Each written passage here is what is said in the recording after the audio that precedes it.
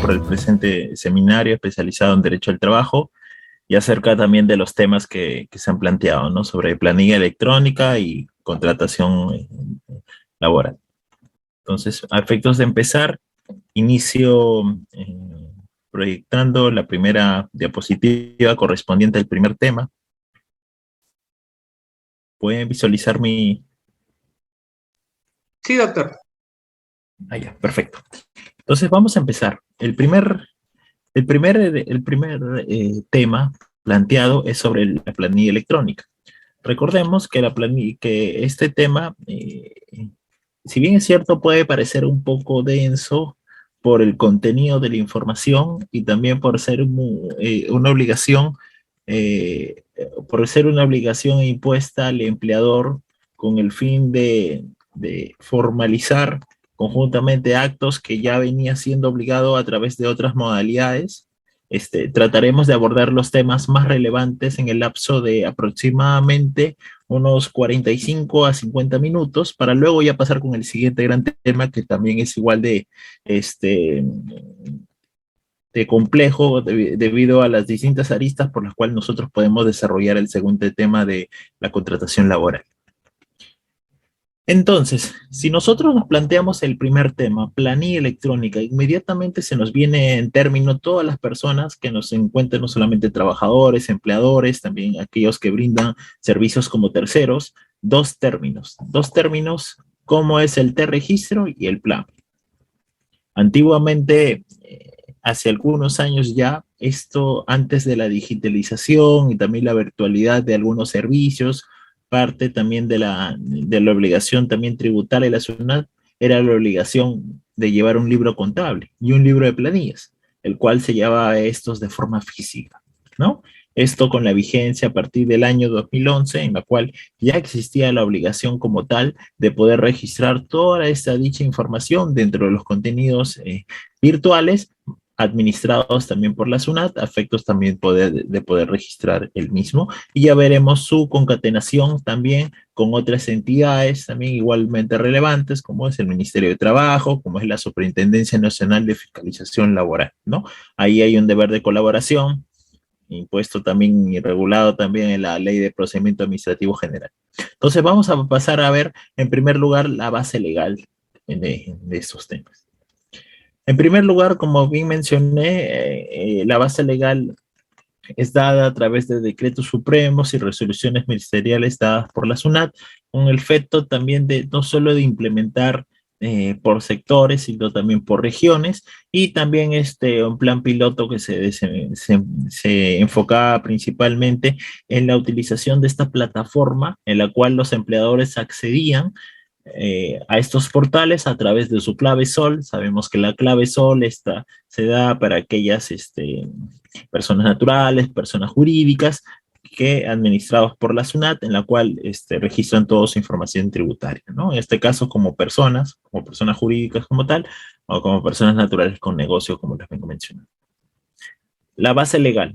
En primer lugar, el Decreto Supremo 18 del 2007, TR, establecía las disposiciones relativas al uso del documento denominado planilla electrónica. Fue la primera fase en la cual, como les vengo mencionando, el empleador tenía la obligación de registrar todo el movimiento acerca de los trabajadores, ingresos, aportes, tributación, beneficios, registro de asistencia, hasta aunque en principio, si mal no recuerdo, este tipo de acciones en las cuales realizaba el empleador era de forma mucho más limitada, ¿no? Que lo que actualmente lo conocemos. Seguidamente, a través del Decreto Supremo 15 del 2010, modificaciones también a través del uso de la planilla electrónica. En el 2011, que sí empezó ya con fuerza la utilización de la planilla electrónica, se aprobó también las tablas paramétricas, la estructura de los archivos y la importancia que se dictaban a través de medidas complementarias. En el 2011, como también les menciono, hubo normas de adecuación al T-registro y al plan. La SUNAT igualmente señalaba a través de la ley 2003 las condiciones a declarar y pagar aportes del régimen especial de los pensionistas, para los cuales los trabajadores pesqueros, a medida de realizar pagos de aportes y retenciones al Fondo Extraordinario de Pescados, seguidamente por modificaciones en el 2014 y 2015. En el año 2016, 18 y 19 igualmente. No se preocupen, yo sé que son varias normas aquí que implementan, como le digo, este tema, a diferencia del siguiente, es bastante procedimental. Entonces yo les voy a facilitar las diapositivas a Reader para que obviamente ustedes puedan tener el material. Aquí centrémonos principalmente en el contenido, ¿no? Ahora, hablando precisamente del contenido.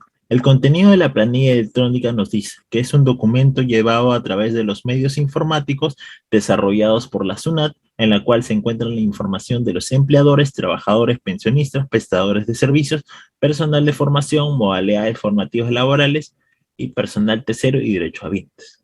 A partir de, como les mencioné, el año 2011 entró en vigor propiamente con todos sus registros, la parte de la planilla electrónica, a través de sus dos componentes, el registro de información laboral, conocido como el T-Registro, y la planilla mensual de pagos, conocido también como PLAN.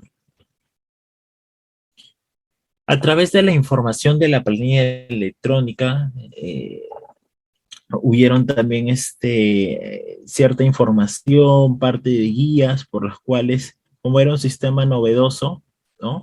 Que traía también sus complejidades y hasta a veces muchas lagunas, saber cómo llenar ciertos aspectos, ciertos puntos acerca de situaciones especiales que se daban con la propia experiencia, sobre todo con los trabajadores y con los pensionistas, ¿no? Entonces, a medida que pasaba el tiempo, se cubría esa información también dada en orientación por parte de la SUNAT, siendo estas una obligación de las tantas que también tiene la SUNAT.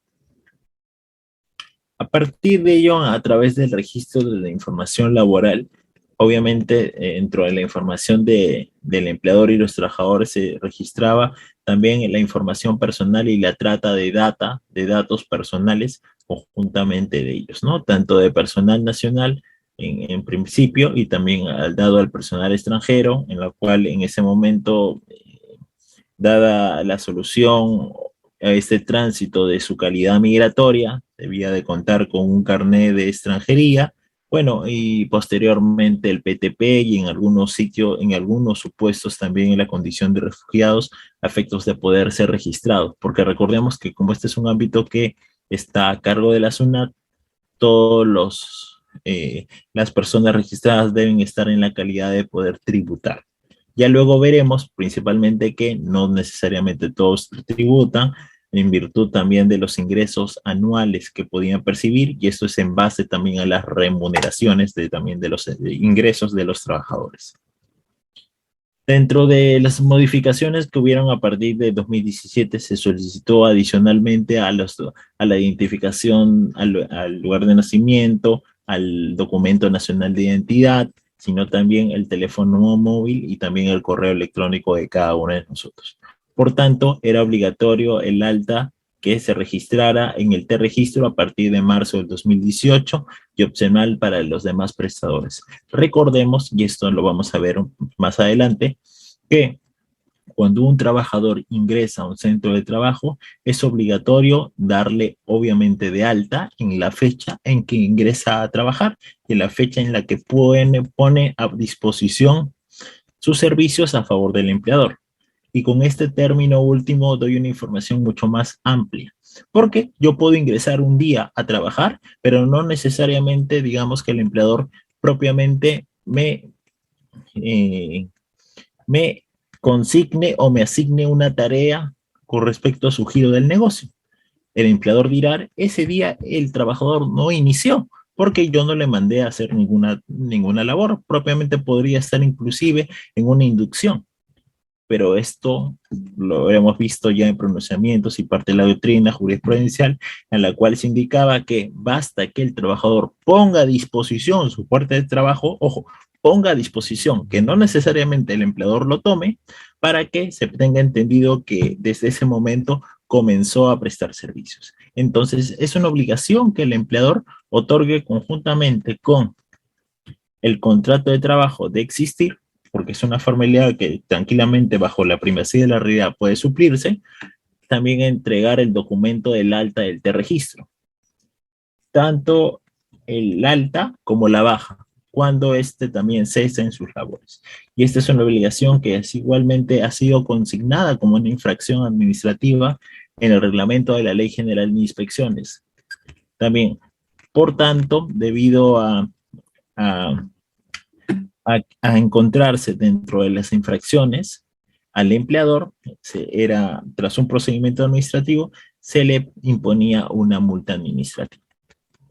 Dado esto, superando este punto, que probablemente me extendí un poquito más, pero creo que es importante todos tener la atención del mismo, también se consignaban la entidad y las cuentas bancarias donde se abona la remuneración a los trabajadores.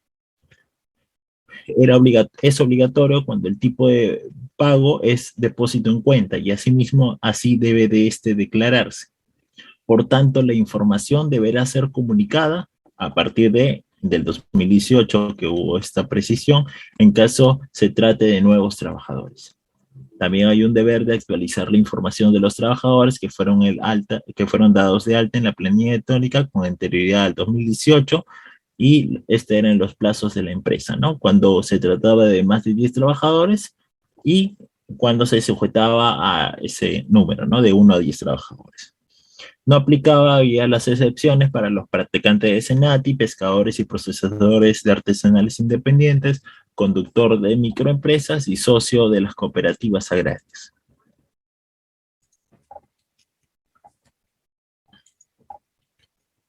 Seguidamente, ¿cuál es la composición de la planilla electrónica? Esto es muy importante nosotros también contener. Voy a agrandar ahí. Ya, creo que se puede ver mejor. Ya. A través del ingreso de la SUNAT de operaciones en línea, a través de las trámites en consultas, nosotros tenemos la siguiente estructura, como bien mencioné dentro de la definición de mismos. El empleador tiene cargo dentro del dominio a través del registro SOL y su ficha, su RUC y su clave ingresan a toda esta información. Trabajadores, pensionistas, sus derechohabientes declarados de ambos, el personal en modalidades formativas, como entiéndase, practicantes profesionales, profesionales y pasantías, entre otras modalidades formativas, y el personal tercero, que también hay una obligación de registro. Asimismo, dentro del plan PDT, incluía las siguientes declaraciones juradas: la renta de cuarta categoría, quinta categoría, la ONP, la COSAP, el seguro complementario de trabajo de riesgo, el seguro vida ley, como las rentas de cuarta categoría. ¿A qué denominamos nosotros el T-registro? El T-registro es el registro por internet virtual a través de la plataforma que nos otorga la SUNAT, por la cual nosotros registramos la siguiente información laboral, entiéndase, el empleador a los trabajadores. Entonces, la información de los empleadores consistirá, como bien les mencioné, trabajadores, pensionistas, formación laboral, practicantes y personal de terceros, como el gráfico que les sigo a continuación. Asimismo, comprende información laboral de seguridad social sobre el tipo de ingresos de los sujetos registrados. El registro de los derechohabientes de los trabajadores y pensionistas, por si alguno tiene la duda de qué quiere decir el término derechohabientes, tiene que ver principalmente con los hijos o la familia inmediatamente, la familia directa del sujeto trabajador. Entonces, recordemos que también por amplitud del seguro es obligación también poder declararlo ante el empleador, los datos solicitantes. ¿Cuáles son los plazos de inscripción y los sujetos a cargo del empleador? ¿No? Algunas normas modificatorias que se dieron a lo largo del tiempo, desde el año 2011, 2018 en adelante, acerca de el alta del trabajador, la formación laboral, la formación laboral y el personal de terceros. Como bien les mencioné, cuando un trabajador ingresa, hay una obligación de registrarlo en el momento. Entonces, habrá una obligación. ¿Cuál sería el plazo para estos casos? Dentro del día que se produce el ingreso a prestar servicios independientemente de la modalidad de contratación y de los días laborados. Recordemos que toda la información debe de coincidir, no solamente el contrato de trabajo, que si bien es cierto puede diferir puede diferir la prestación y podemos acordar dentro del interior del contrato una fecha distinta de inicio. Si yo suscribo el contrato el día lunes, puede ser que el mismo contrato indica que lo inicio propiamente a prestar servicios a partir del jueves. Entonces, el contrato dentro de su contenido deberá contar con esta información y el alta de la SUNAT como tal, para el alta de los trabajadores, deberá coincidir con dicha información. Tenemos una consulta de Anderson Ábalos. Sí, doctor. Sí, te escucho. Doctor Carlos Ábalos, ¿está activo su audio? Doctor Carlos Ábalos. No, doctor, lo bajó su manito. Está equivocado. Ok. Ya. No, como vi en el chat que dijo que tenía una consulta, puede dejarme hablar, por favor. Lo vi en el chat. Pero bueno, entonces ya seguramente intervendrá o dejará por escrito su consulta.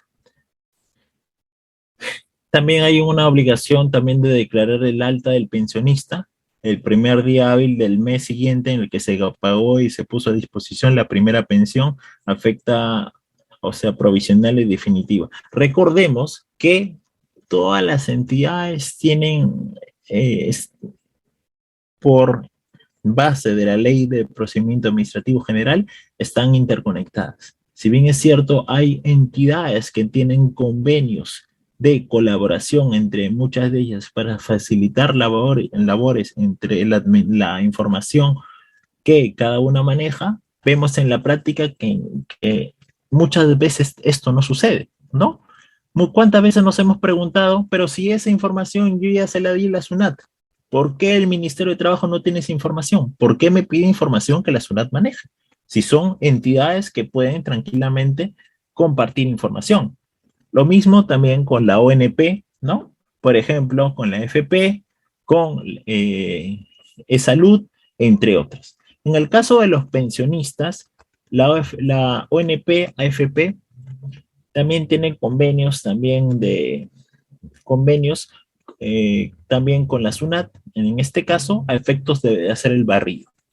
Entonces, si un trabajador viene prestando servicios y por tanto aportando al seguro social, y esto es remitido y pagado a la FP o a la ONP, hay una obligación de comunicar cuando un trabajador cesa, porque desde que el momento en el trabajador cesa, ya sea por renuncia, pongamos en este supuesto pensionista, de jubilación anticipada, en algunos supuestos, una jubilación voluntaria u obligatoria, pongamos en el caso de la obligatoria, hay un deber de comunicación como tal. Entonces, se le dará el alta a dicha persona como pensionista. De este modo, será posible también que la entidad, en este caso la FP y la ONP, haga el seguimiento también correspondiente dentro de su propia data. Porque también convengamos que a través de la declaración de la FPNet, que también suponiendo el caso de la CFP en cuanto al empleador, cuando éste remite información y hay una, digamos, hay una incongruencia entre los datos, entre los aportes pagados, ¿no? Inmediatamente lo que hace el FPNet, en vez de consultar este punto, inicia demandas, ¿no? Demandas ejecutivas bajo la denominación de obligación de dar suma de dinero. Y demandan ante juzgados de paz letrados los devengados por eh,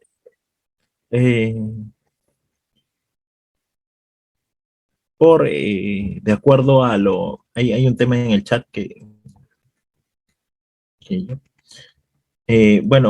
demandan obligaciones de dar suma de dinero como tal, ¿no? Por eso es muy importante que las entidades distintas que tratan datos con respecto a las propias funciones puedan compartir esa información. Y también nos da también la relevancia de nosotros de la SUNAT que maneja toda esta información. También hay una obligación de modificar y actualizar datos, ¿no? así como no solamente los ingresos como tal, las modificaciones de las remuneraciones, las modificaciones inclusive de los derechohabientes, las modificaciones ante cualquier evento que tendrá la posibilidad de que tengan conocimiento. Asimismo, también podrá el empleador, digamos, consignar, subsanar un error, ¿no? Muchas veces digitamos una numeración, un dígito, una fecha, que consignamos vacaciones, nos equivocamos, ¿no? Porque es completamente normal, dado que somos personas y todos nos equivocamos, también nos dan la posibilidad de que nosotros podamos modificar ello, ¿no?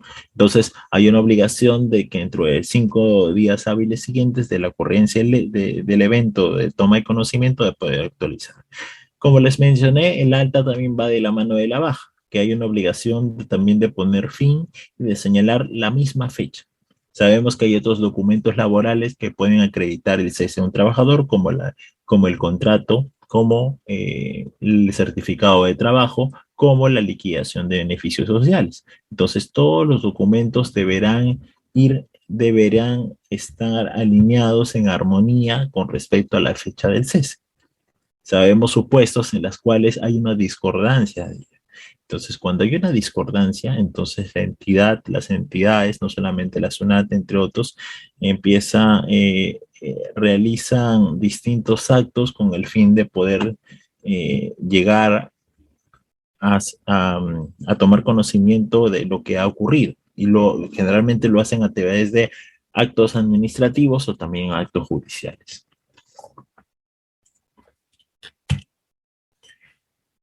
Como bien les mencioné, hay una obligación de la entrega de constancia del trabajador que deben entregar a los trabajadores y a los prestadores de servicios de cuarta categoría, las constancias de alta, las modificaciones, actualizaciones y las bajas en el T-registro. Esos son los plazos que les había mencionado. En el caso de la baja, debido a la prontitud del mismo, se puede entregar hasta 2 días calendarios siguientes a la prestación de la solicitud. En el supuesto negado caso que alguno tenga una duda, ¿qué pasa si el trabajador ya no vuelve a tener contacto a partir de que cesa? Bastará que se haya emitido el documento de baja y que conste en los registros propiamente de la empresa. Pero el primer supuesto general es que exista la entrega del alta y la baja y se tenga el cargo también de recepción por parte de los trabajadores. Hay una obligación precisamente de también la actualización de los datos del empleador en el RUC, ¿no? A través de las normas dadas principalmente en la resolución ministerial 121 del 2011, establece que los empleadores deberán mantener su información actualizada dentro del RUC con el fin de garantizar el cumplimiento de las obligaciones relacionadas con el decreto supremo. ¿Qué información son las más comunes? De repente la ampliación también del objeto social y las actividades realizadas por el empleador, así como señalar distintos establecimientos que también hay un procedimiento para poder realizar los mismos. Como les mencioné, la información utilizada será el nombre, la razón social del empleador, el destaque de personal, lugares donde se desarrollan actividades de riesgo, bajo el seguro complementario de trabajo de riesgos, establecimientos que elabora el empleador, establecimiento del personal en formación y domicilio fiscal del empleador. El T-registro. El T-registro también, como es, muchos seguramente algunos de ustedes son empleadores o algunos de ustedes habrán tenido la posibilidad de poder entrar a este portal. Se hace como les menciono, a través de la página web de la SUNAT, elegimos trámites y consultas, ingresamos la clave SOL del empleador que propiamente te lo da a la SUNAT, ¿no? Al establecerla el usuario y la contraseña del mismo. Ahora usamos la clave SOL para todo, ¿no? Ya no solamente para estos casos, inclusive también dado el contexto del COVID-19 y las normas relativas a mismos, algunas entidades han acelerado la implementación y hoy en día hay una obligación ya de presentar todo virtual, ¿no? Ya no solamente se da a través de presentación de escritos presencialmente por mesa presencial de cada entidad. Un ejemplo sencillo, por ejemplo, la Superintendencia Nacional de Fiscalización Laboral La SUNAFIL notifica a través de la casilla electrónica de cada empleador. ¿Y cómo accedo yo a a mi casilla electrónica siendo empleador? Precisamente consignando la clave SOL, la contraseña y mi RUC, información que coincide exactamente con la información dada a SUNAT. Entonces, esa es una muestra más del deber de colaboración entre las distintas entidades. Una vez que eh, tras ingresar la clave SOL del empleador, ingresamos también a SUNAT Operaciones, Empresas, donde consignamos toda la información que venimos comentando, ¿no? Acerca de los datos del RUC, la actualización de información del RUC, el reporte tributario de aduanero y aquí propiamente la información que es materia de nuestra exposición. El T-registro, el registro de derechohabientes, el registro del empleador y el registro de trabajadores pensionistas de personas en forma, ¿no? A través de la siguiente información. Nosotros inclusive también tenemos la posibilidad de poder registrar como empleadores el registro de empleador, tal cual pueden ver en la siguiente gráfica. El registro del empleador, aquí es las distintas acciones por las cuales nosotros podemos actuar acerca de la alta, la modificación, la baja o consultas también, inclusive dadas en forma online. La consignación también del empleador del sector privado, con los datos requeridos por cada uno de ellos. Los datos del empleador, tras haber culminado con la fase también de completar los datos pendientes. Y conjuntamente, una vez ello, también indicará nuestro estado, ¿no? Estado activo, dado de baja, también que propiamente también es un trámite también a nivel con la SUNAT. El registro individual de trabajadores, inclusive para prestadores de servicios, incluyendo CAS, y como mencionamos, los pensionistas, practicantes, personal de tercero y formación laboral. El registro de trabajadores se da de la siguiente forma. Se da a través de la búsqueda de personas, a través de la identificación que el sistema dará con el documento nacional de identidad. También aquí hay un deber de colaboración también con la RENIEC, ¿no? Que brinda la posibilidad de que haya una extensa base de datos que al colocar este dato completa lo siguiente.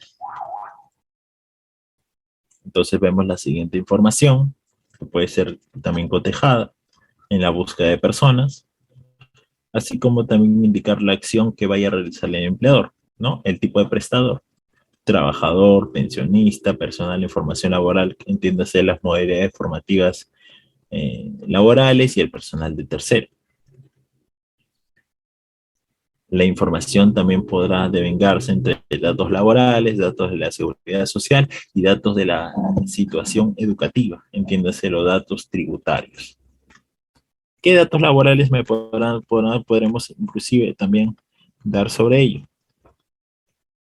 Es acerca de el periodo laboral, el tipo de trabajador, la fecha de inicio, la fecha de fin, si existe, porque también entendamos que pueden existir la regla general de contratación, que es como la veremos a continuación en el siguiente tema, acerca de los contratos indefinidos o contratos indeterminados, donde no hay una fecha de vigencia del contrato, ¿no? A diferencia de los contratos temporales, el régimen laboral, el nivel educativo, la ocupación, el tipo de contrato, el tipo de pago y periodicidad, el monto de la remuneración, así como el establecimiento del local donde labora, la jornada laboral, la situación laboral, si existe una discapacidad, si el trabajador se encuentra discapacitado y cuál es su situación actual.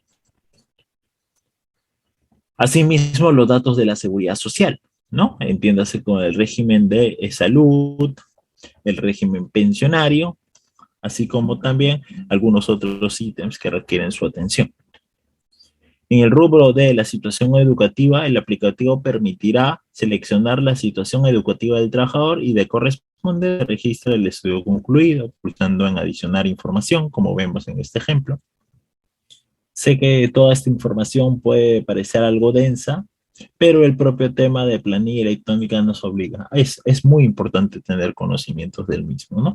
Inclusive no teniendo la obligación de registrar como empleadores, ¿no? Sino más bien sabiendo todo este mecanismo, ¿no? Que nos puede servir de un insumo importante para cualquier punto. Entonces, estos son los temas. Entonces aquí también hay un ejemplo por lo cual ustedes pueden indicar la situación de la educación por parte de los trabajadores que se requiera registrar. Asimismo, también se podrá colocar si existe un inconvenio de doble imposición. Recordemos aquellos trabajadores donde prestan servicios en este país o en otro, o que están en otro país, pero la renta propiamente pertenece a este país, ¿no? Por ejemplo, señalan los casos donde hay una doble imposición, si hay un convenio, si hay una excepción o una exoneración de quinta categoría, ¿no? Supuestos que también estas deben de consignarse también dentro de este portal. El registro del pensionista también, entonces vemos la información que en este caso se requiere también, se requiere llenar acerca de los datos personales del trabajador, la nacionalidad, el teléfono, la información complementaria. Aquí vemos un ejemplo de la información que nos requieren también en caso de la formación laboral, ¿no? En estos casos, el seguro médico, el nivel educativo, la ocupación, el centro de formación, los periodos formativos, establecimientos en la forma y también las responsabilidades del mismo. El registro personal de terceros, que también esta es la información que nos solicitan, tales como es el RUC de la empresa o el RUC de la persona natural con negocio, el RUC también de la cobertura de la pensión, la cobertura de salud y también el registro del lugar de destaque y el periodo también del destaque. Si nosotros requerimos cambiar, modificar alguno de los términos que he mencionado, tan solo sencillamente señalamos el botón modificar. También hay una baja del registro de pensionistas y prestadores en las cuales también tiene su sección, también el cual el empleador se encontrará obligado a actualizar. Si también el periodo laboral, el tipo de trabajador, el régimen de salud y el régimen pensionario. Ahora, llegado a este punto en el cual hemos visto el registro, entonces muchos se preguntarán entonces qué es el PLAME. El PDT, planilla electrónica, pasó a llamarse PLAME, que permite elaborar la declaración y la planilla mensual de pagos a partir de noviembre del año 2011. Para su evaluación se requerirán algunos datos también trabajadores pensionistas, personal en formación laboral y terceros, ¿no? Esta versión, hay una nueva versión que se encuentra vigente a partir del año 2019, entonces para los periodos de enero de 2019 con su implementación. Asimismo, para cumplir con la presentación de la PET, planilla electrónica, omisos o rectificatorios, se da a partir del periodo de noviembre de 2011 al diciembre de 2018, el periodo justamente anterior, porque esta nueva versión se da a partir de las declaraciones en enero del año 2019. Obtención de datos con conexión a Internet, el modo del empleador. Existe el modo del empleador por el cual a través de esta opción el empleador podrá descargar automáticamente sus datos del T-registro hacia el PDT, inmediatamente jalando la información ya consignada previamente. Igualmente dentro del PDT planilla electrónica eh, se pueden señalar los siguientes supuestos que hemos venido manejando, así como también la declaración de información general, en las cuales nosotros podemos obtener los datos del sujeto a declarar el T-registro, señalando una de las más opciones.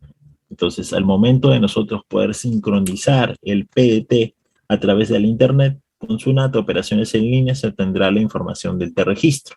Inmediatamente ven esta posibilidad de que la planilla electrónica, a través del PLAME, jala la información que nosotros previamente ya hemos consignado en el T-registro en estos casos.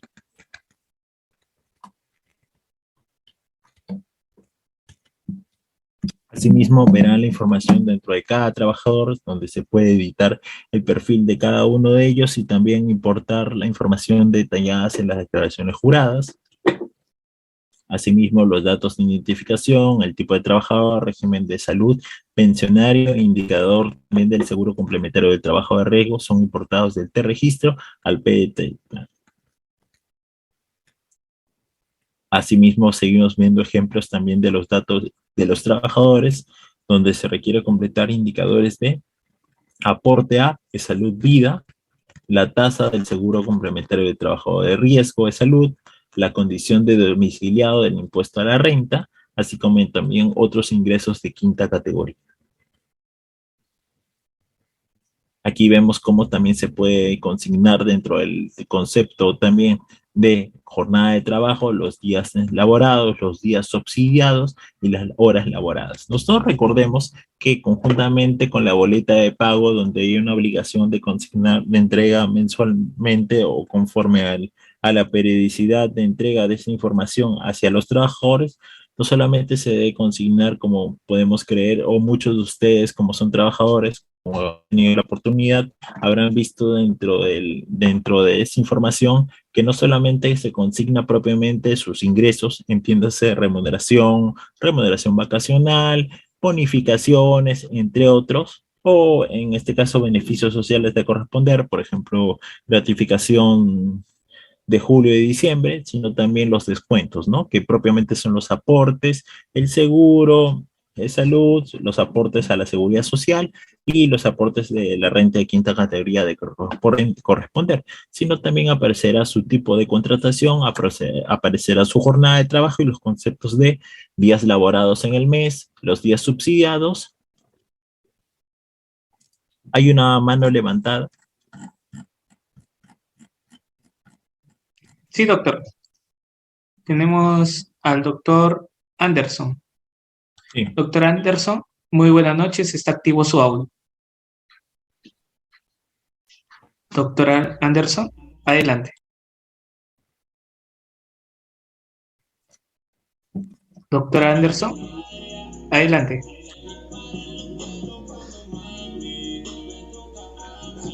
Adelante, doctor Anderson. No, doctor. Adelante, por favor. Disculpe. Ya, perfecto.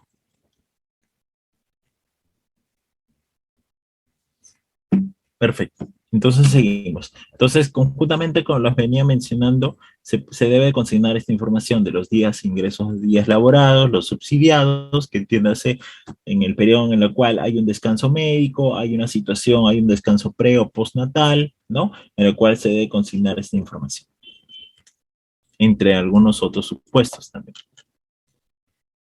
También se ingresa el importe de cada uno de los conceptos que devengan y se devengan y paguen dentro del periodo, ¿no? Entiéndase, por ejemplo, el trabajo en sobretiempo a través de horas extras, se consigna al detalle si este pertenece a 1 o 2 horas de trabajo en sobretiempo, al cual lo corresponderá una tasa del 25%, así como también una jornada también, el trabajo en sobretiempo a partir de la tercera hora en adelante, 35%, el trabajo nocturno, el trabajo en día, si hay labor en día feriado o si este coincide inclusive con un descanso semanal obligatorio, remuneración vacacional, la remuneración propiamente dicha, la remuneración permanente e inclusive la asignación familiar como un concepto obligatorio de otorgar a los trabajadores en caso tengan o se haya acreditado la carga familiar.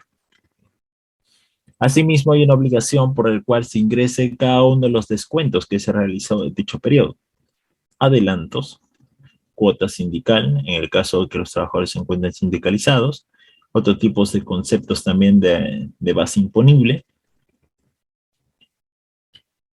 Dentro de la declaración de los trabajadores en tributos y aportes, también se ingresa el importe del tributo, el aporte de la prima, en cuanto a la obligación de los aportes que el empleador sirve como agente de retención, en cuanto a los aportes de salud, el seguro complementario de trabajo de riesgo de salud de corresponder y la ONP son calculados automáticamente por el PDT de acuerdo con la información que previamente el empleador ha consignado. Entonces vemos unos ejemplos en los cuales hay esta posibilidad donde aparecen los montos básicos en base a los ingresos del trabajador.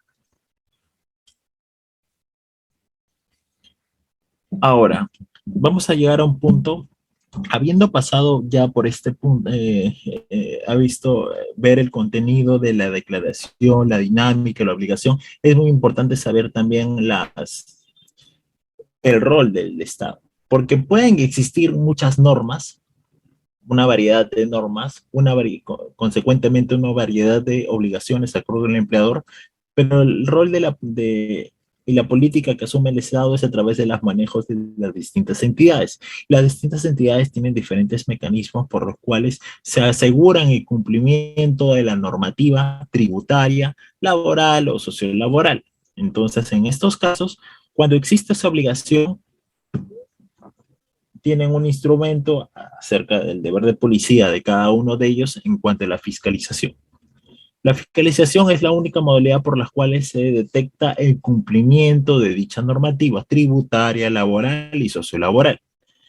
Entonces, consigna dentro de sus normas especiales, en este caso también de la Ley de Impuesto de la Renta y su reglamento, cuáles son las infracciones normativas que puede acarrear el empleador en caso haya un incumplimiento de acuerdo a todo lo que le he mencionado brevemente y de forma muy concentrada dentro de sus obligaciones. Entonces, de acuerdo a la infracción del artículo 176, número 1, de no presentar las declaraciones juradas que contengan la determinación de la deuda tributaria del plazo, habrá una multa, el cual tendrá su propia dinámica cuando se realice un pago a partir de la notificación de la SUNAT o de seguirse inclusive un procedimiento administrativo sancionado. Consecuentemente, yo he colocado los criterios de gradualidad. Pero ojo que yo aquí lo he resumido de forma muy concreta, porque involucra también todo un sistema, también en los procedimientos administrativos sancionadores. También habrá una obligación de cuando el empleador no efectúa las retenciones o percepciones, salvo que la gente hubiera cumplido con efectuar el pago del tributo dentro de los plazos. Ojo que estamos dentro de los conceptos tributarios, ¿no? Tributarios en primer lugar. Así también no incluir declaraciones de ingresos, remuneraciones, retribuciones, rentas, patrimonios y actos grabados o tributos retenidos o aplicar las tasas a cuenta de los anticipos. Entonces, seguidamente también vemos no pagar dentro de los plazos establecidos los tributos retenidos o percibidos. Recuerden que existe un rubro de descuentos también de los de empleador que funge como un agente retenedor. En algunos casos, cuando se ha tenido resoluciones de superintendencia, por ejemplo, a través del Tribunal Tributario, hay infracciones registradas detectadas a partir del año 2012, las RTF, por lo cual si se menciona si una cancelación de los tributos, el tratamiento propiamente de presentación de la declaración jurada rectificatoria y conjuntamente con los niveles de gradualidad de los porcentajes.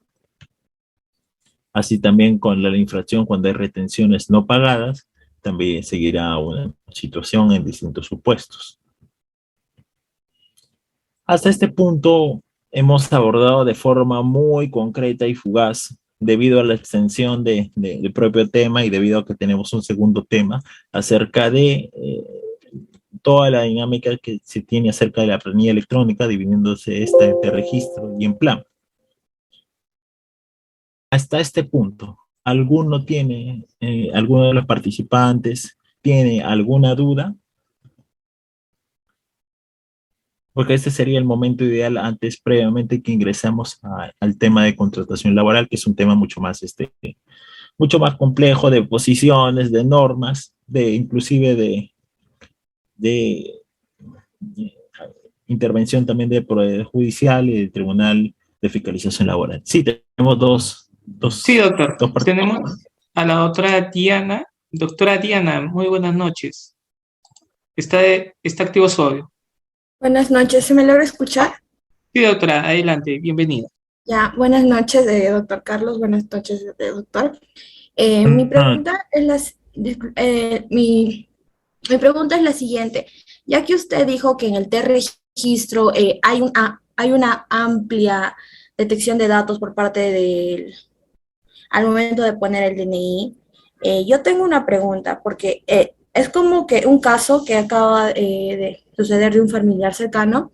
el- Se supone que al tener en la búsqueda de personas, al poner el DNI, sale el nombre, los datos respectivos a lo que RENIEC quiere, ¿verdad?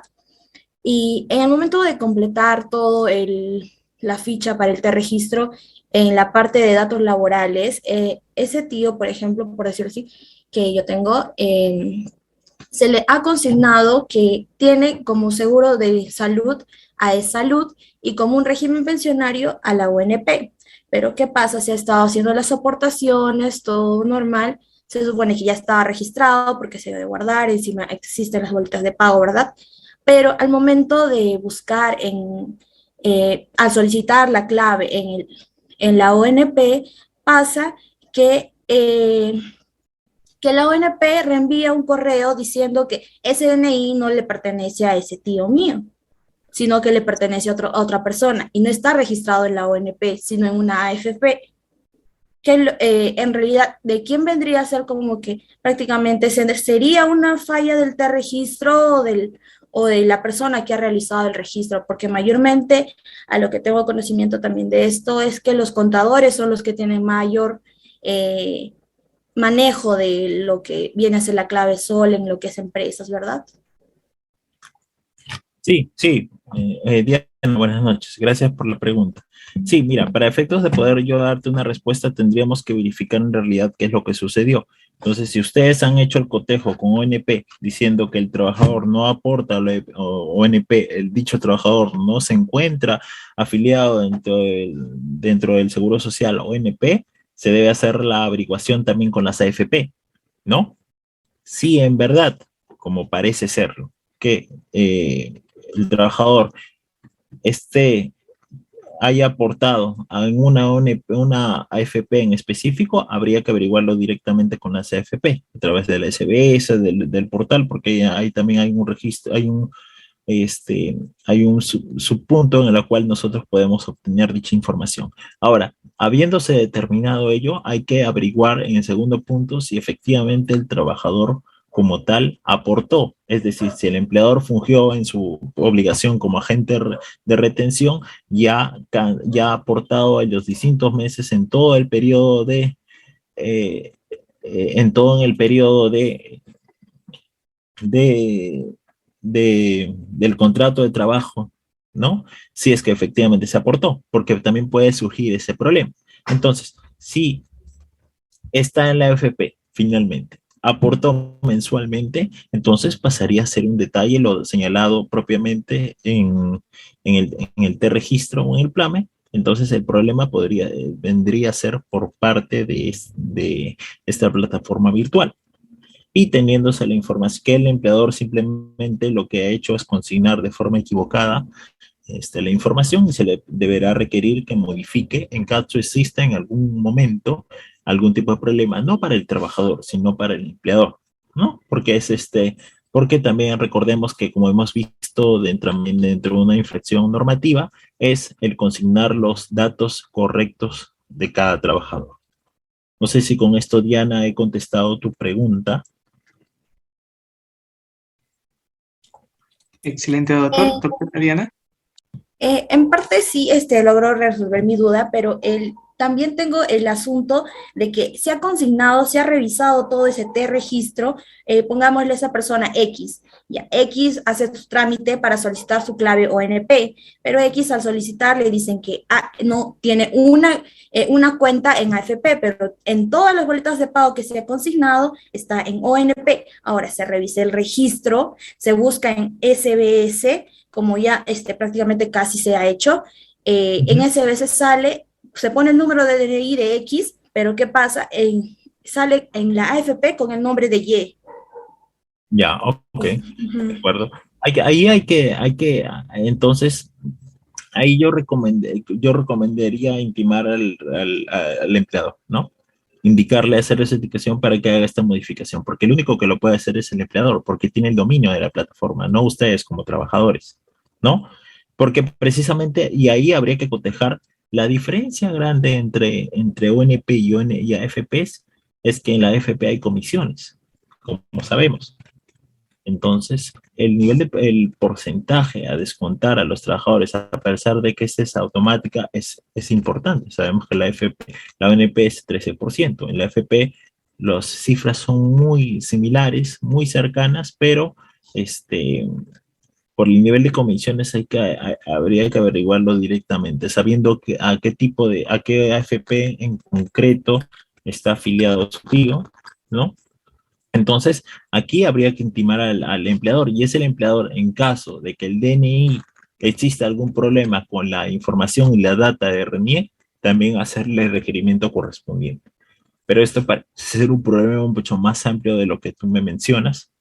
Y lo primero que yo haría, en caso si algún familiar mío venga con esa información, es requerirle yo a mi empleador, porque esa es la información que ha consignado el empleador. Ahora, si el empleador consignó a AFP y siempre sale ONP, obviamente es un tema también de la plataforma que deberá consultarse y hacer también las gestiones el empleador con la SUNAT para la facilitación de este error, porque usted me dice de que las boletas mensualmente salen como si estuviera la ONP.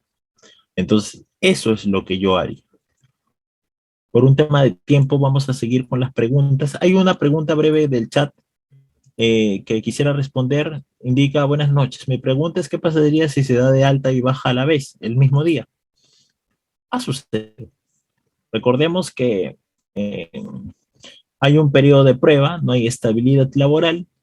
Dentro de los primeros meses, este periodo de prueba es legal, entonces hay posibilidad de que el trabajador haya ingresado en un día y por alguna situación no le gustó la labor y han renunciado el mismo día, o viceversa, una acción reemplazada por el empleador. Entonces, a pesar de que sea el mismo día, habrá también la obligación de darle de alta y bajar. Entonces, y alguien que le pudiera llamar la atención este proceder, se tendrá empleador con la información complementaria de versión de lo que ocurrió en el caso de partículas. ¿Alguna pregunta adicional? Sí, doctor. Tenemos en total 3. Damos paso al doctor Carlos Pérez. Doctor Carlos Pérez, muy buenas noches. Está activo su audio. ¿Cómo está, doctor? Buenas noches. ¿Me escucha? Sí, buenas noches, sí lo escucho. La pregunta específica es en cuanto a las horas trabajadas. Si bien es cierto, ahí automáticamente sale si el mes trae 31 días o 30 o 28 si es febrero, pero si yo multiplico por 8, automáticamente, o sea, voy a tener 240 o 248. Mi pregunta es esta. Voy a poner eso de acuerdo al mes multiplicado por 8 si solo trabajó 8 horas, o voy a quitar los domingos que ahí no se elabora, o de repente sábados no se elabora, voy a multiplicar específicamente los días que sí laboró. Esa es mi pregunta. Muchas gracias, doctor. Muchas gracias. Va a depender de la jornada que tú tengas. O sea, el sistema no por defecto te va a determinar que haya una labor de 8 horas diarias. Recordemos que el límite constitucional es que tú puedas prestar como trabajador hasta un máximo de 8 horas diarias o 48 horas semanales. Entonces, si tu jornada es de lunes a sábado, donde el día domingo es tu día de descanso semanal obligatorio, entonces esa información habría que consignarla dentro del mismo. Entonces, la respuesta que yo te daría es dependiendo, primero en lugar, dependiendo de la jornada. Ahora, si estamos hablando de una jornada donde son 8 horas diarias, teniendo el límite de las 48 horas semanales en el supuesto de que no exista trabajo en sobretiempo, entonces la jornada será la información que tú vas a colocar es de lunes a sábado, siendo el día domingo tu día de descanso semanal obligatorio, donde hay una obligación también de remunerar dicho día, porque propiamente es descanso, ¿no? Entonces, la respuesta que yo te daría es esa, ¿no? Pero la dinámica que tú me has explicado básicamente es esa en cuanto a su segunda opción, ¿no? De corresponder a ese caso de prestar servicios 8 horas diarias, ¿no? Conforme al contrato de trabajo, ¿no? Excelente, doctor. Doctor, ¿continuamos con la ronda de preguntas o seguimos con la clase? Yo creo que seguimos con la clase. Ahora, si tienen alguna pregunta, encantado de responderles terminando la segunda, sino que el tema es un poquito más amplio y entiendo que tienen una exposición siguiente, ¿no? Sí, doctor, sí. Sí, entonces vamos a sujetarnos a los tiempos. Mil Listo, disculpas a doctor. los que tienen una pregunta adicional. Gracias, doctor. A ver, voy a compartir la siguiente diapositiva del siguiente tema. ¿Se puede visualizar mi pantalla? Sí, doctor. Ya. El siguiente tema es contratación laboral. El tema contratación laboral deriva, como su nombre lo dice, del contrato de trabajo. La ley de productividad y competitividad laboral, que es la norma general en la norma en el sector privado, nos data de tres elementos que consignan la existencia o determinan la existencia de un contrato de trabajo y un trabajador que presta sus servicios bajo la modalidad de cuenta ajena a favor de un empleador. Estos tres elementos son los siguientes, que deben de darse dentro de una relación laboral: la prestación personal, la remuneración y la subordinación. Habrá prestación personal cuando sea el propio trabajador quien da a disposición su fuerza de trabajo, no pudiendo ser reemplazado por alguna referencia del propio trabajador, o inclusive con su propia familia, siendo que el contrato de trabajo tiene un carácter personalísimo. Asimismo, la remuneración será el ingreso que recibe con ocasión de la prestación de servicios de forma mensual, con jornadas, quincenal, entre otras modalidades. La remuneración viene a ser un concepto que tiene una relevancia mucho más amplia, ya que podemos hablar inclusive de ingresos que tienen la calificación de conceptos remunerativos, conceptos no remunerativos, y esta diferencia será vital para poder nosotros determinar conjuntamente con lo ya señalado en las normas, la ley de productividad laboral, la ley de compensación y tiempo de servicios, para el cómputo de los beneficios sociales del trabajador. Y el último elemento aquí en este caso será la subordinación, en el cual está regulado en el artículo 9 de la ley de productividad y competitividad laboral, donde detallan los poderes que tiene el empleador con ocasión del trabajo dentro de la relación laboral con respecto a sus trabajadores, siendo este el poder de dirección, el poder o la facultad que tiene el empleador de redirigir el trabajo como tal, el poder de fiscalización, en la cual fiscaliza, como su nombre lo dice, hace el seguimiento de la labor desempeñada, y el poder disciplinario, de amonestar disciplinariamente en caso existe una contravención del reglamento interno de trabajo, de las disposiciones internas o de la normativa en general. Esos tres elementos de forma conjunta caracterizarán y determinarán la existencia de una relación laboral. En algunos supuestos, alguno de los elementos podrá ser mucho más visible que otros, pero en términos sencillos, los tres elementos deberán de poder existir y evidenciarse. Cuando en los procesos judiciales donde existen acciones por las cuales las personas intentan determinar que, si bien es cierto, ingresaron con o mantienen un contrato de locación de servicios que se maneja bajo las normas del régimen civil, en la práctica siempre han sido trabajadores.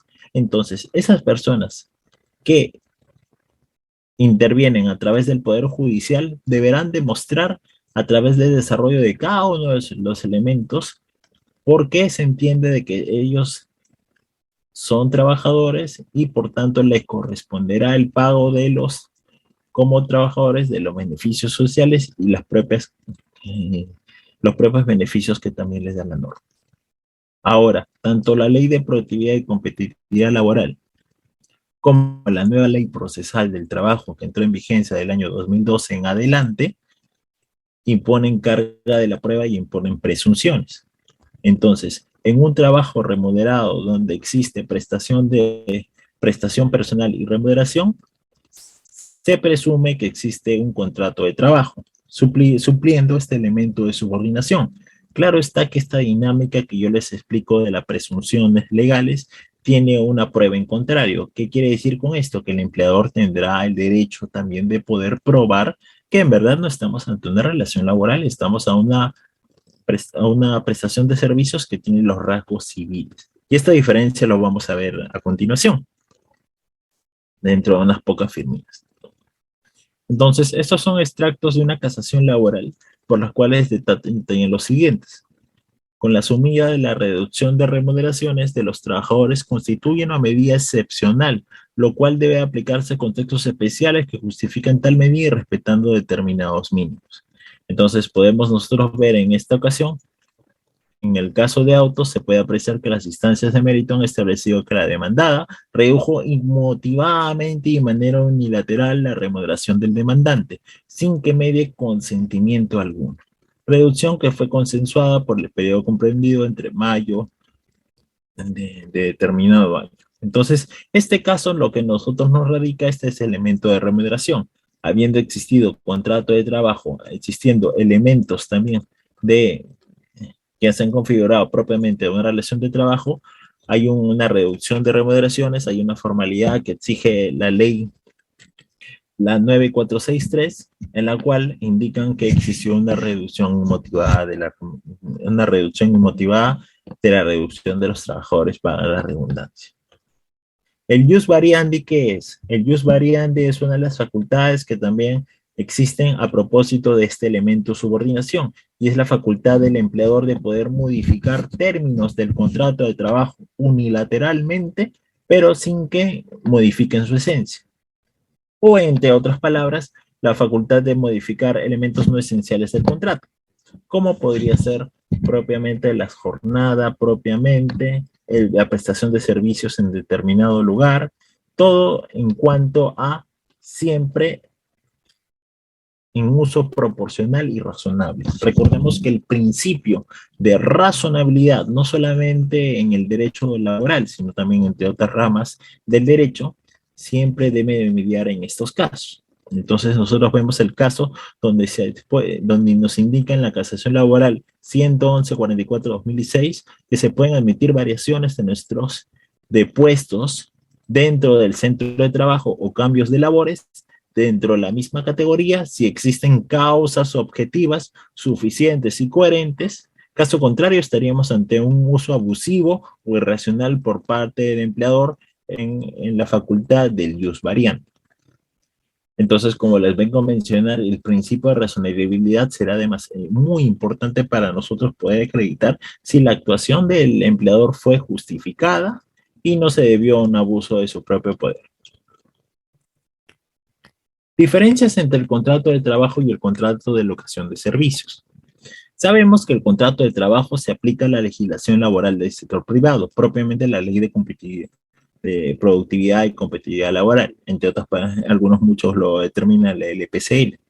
Y conjuntamente el contrato de locación de servicios se regula por las normas del Código Civil, concretamente del artículo 1764 en adelante. ¿Cuáles son los sujetos al interior de un contrato de trabajo? Es el empleador como persona natural o jurídica y también el trabajo subordinado por parte de una persona natural. El contrato de locación de servicios, por el contrario, se trata de un comitente, que es una persona natural o jurídica, y un locador, una persona natural. ¿Cómo se da la prestación de servicios? El trabajador es subordinado. ¿Recuerdan lo que vimos de los elementos? Subordinado. Persona natural que presta servicios directamente a su empleador. En cambio, el locador, bajo este contrato de locación de servicios, ojo con los términos que se digan al propósito del mismo. Por tanto, aquí lo que se indica, el servidor independiente presta personalmente los servicios, pero puede convenirse que se presten con intervención de terceros. Y eso tranquilamente el contrato de locación de servicios lo puede indicar así.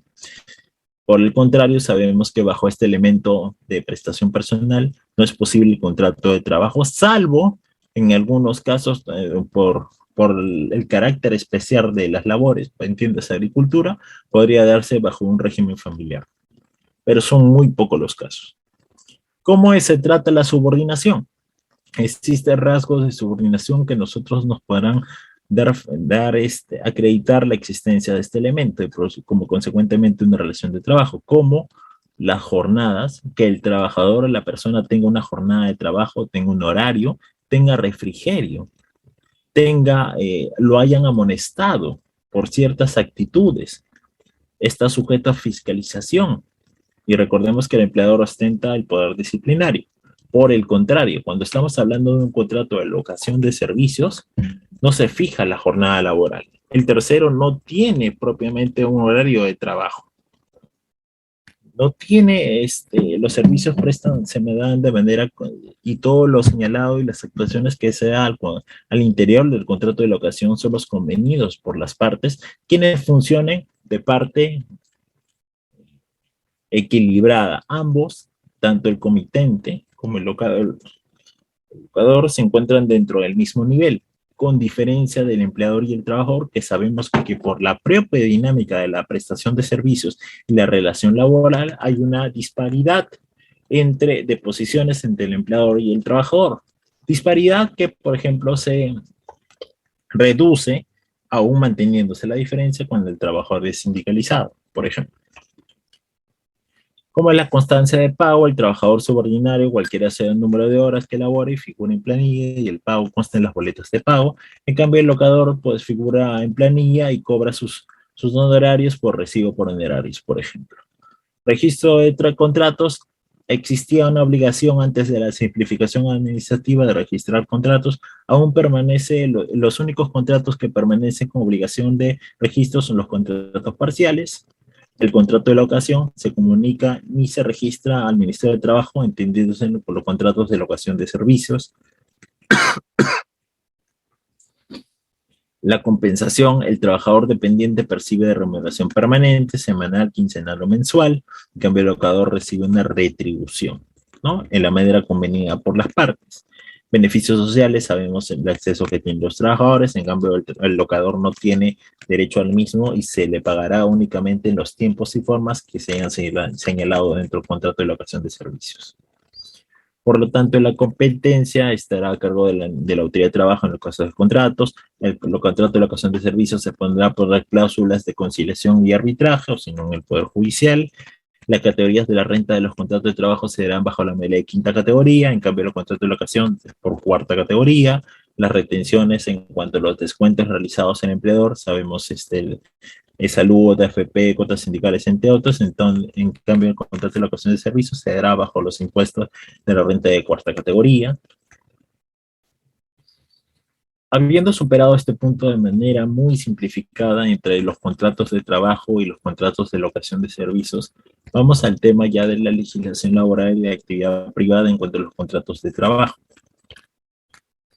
El primer punto, yo siempre menciono esto, y es muy importante que todos, si es que no tengamos conocimiento, lo tengamos presente, y si lo tenemos presente, no falta la oportunidad para poder recabarlo, porque siempre surgen estas cuestiones. Tenemos el ejemplo de una empresa que quiere contratar trabajadores. Y la gran pregunta que siempre nos hacen a los abogados laboralistas es, mira, yo quiero contratar a un grupo de trabajadores de manera temporal. ¿Qué modalidad debo utilizar? ¿Qué modalidad de contratación temporal? Y la respuesta siempre viene a ser la misma. Va a depender de la propia realidad de la empresa. Y esa es la respuesta más coherente. Porque yo no puedo proponerle una modalidad de contratación temporal sin saber la realidad de la empresa. ¿Y por qué digo esto? Porque en nuestro esquema, la regla, bajo nuestro ordenamiento jurídico nacional de Perú, la regla siempre será contratar a un trabajador bajo la modalidad de plazo indeterminado o plazo indefinido. La regla será contratar a un trabajador a plazo indefinido.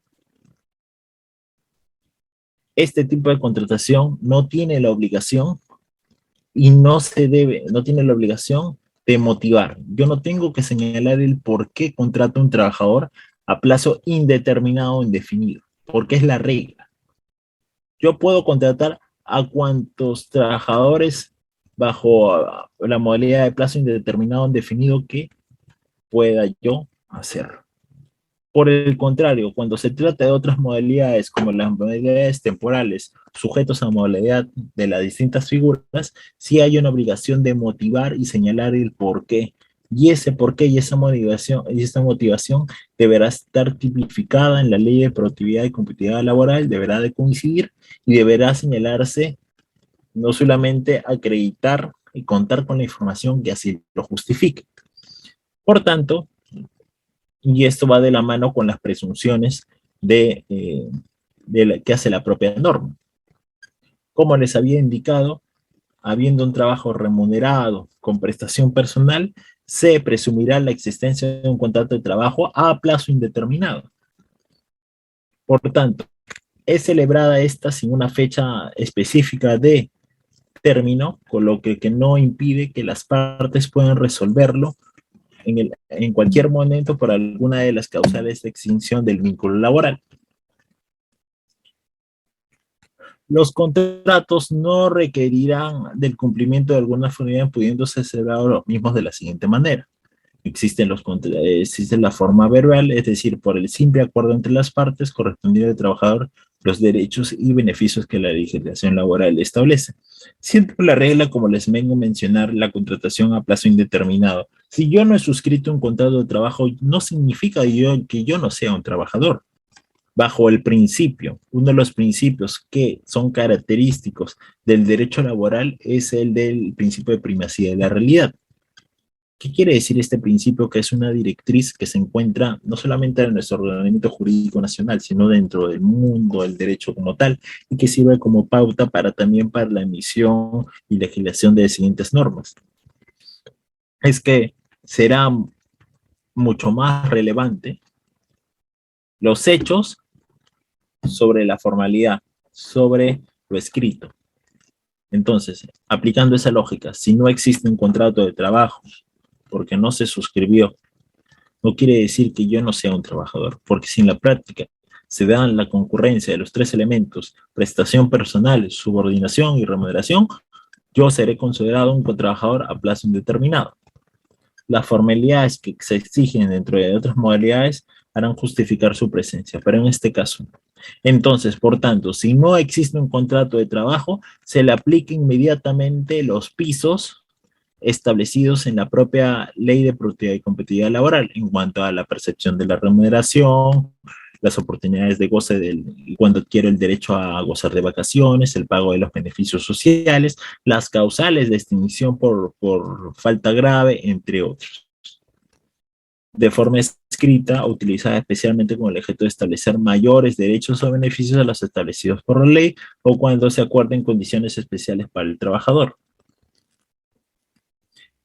Esta es otra modalidad que, por ejemplo, es el contrato de trabajo a tiempo parcial. Los contratos de trabajo a tiempo parcial se dan por la posibilidad de darse sin limitación alguna.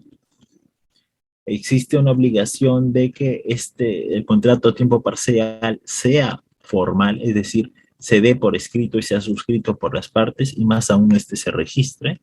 La jornada de trabajo sea inferior a 4 horas diario promedio durante la semana. Ojo con este punto. Muchas veces nosotros nos equivocamos con el contrato parcial creyendo de que yo puedo contratar o puedo prestar servicios 4 horas o menos durante todos los días de la semana. Aquí la regla es que se preste servicios con 4 horas diarias en promedio durante la semana. Entonces, mucho ojo con ese punto. Para efectos de obtener el promedio de horas durante la semana debe dividirse en el número semanal de horas de trabajo entre 5 o 6 días según corresponda a la propia jornada, lo que les mencionaba. Se considera el cumplido el requisito de las 4 horas en los casos en que la jornada semanal del trabajador se divide entre 6 o 5 días según corresponda, resultando en promedio no menor a 4 horas. La Ley de Productividad y Competitividad Laboral señala que deben de prestarse menos de 4 horas, no 4 horas. Asimismo, corresponderá advertir, al ser la característica principal del contrato, al tiempo parcial, que la jornada de trabajo sea inferior a las 4 horas diarias en promedio. En este sentido, vemos en la casación laboral 18749-2016 que la interpretación correcta que debe efectuarse a la frase según corresponda está referida al obtener el promedio según los días que comprenda la jornada laboral o la que estuvo sujeto el trabajador. Esto es, si estuvo sometido a una jornada de 5 o 6 días, las horas laborales se promediarán conforme a esa jornada, y si este arroja un promedio de más de 4 horas, inmediatamente la consecuencia es que dicha persona sea considerada como un trabajador a plazo indeterminado, conjuntamente con los beneficios que les corresponden. Este es uno de los pronunciamientos tantos que he tenido en la Corte Suprema, que grafican lo que les he venido explicando. Por la propia característica del contrato a tiempo parcial, se dará los siguientes beneficios. Los trabajadores a tiempo parcial no tienen derecho a todos los beneficios laborales. No se exige una jornada menor a las 4 horas diarias. Tienen derecho a beneficios sociales siempre que para su percepción no se exige el cumplimiento del requisito de las mínimas de 4 horas. No gozan de los siguientes beneficios. No tienen protección contra el despido arbitrario. ¿Qué quiere decir con esto? Es que no tienen estabilidad laboral. Por tanto, el empleador no debe de seguir un procedimiento disciplinario con las pautas y los requisitos que señala la norma, contrariamente a otros tipos de contratos. Entonces no se requerirá motivar el por qué cesó a un trabajador. Y por tanto no le corresponderá la indemnización por despido arbitrario. Tampoco tendrán el derecho a una compensación por tiempo de servicios.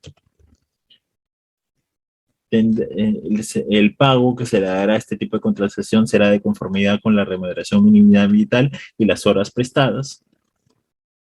Asimismo, las vacaciones de los trabajadores son de manera parcial, es decir, los trabajadores cuya jornada iría desde 6 horas a la semana haber realizado labor efectiva por lo menos 260 días, y tratándose de trabajadores cuya jornada iría desde 5 a 6 días, por lo menos se dará en 210 días.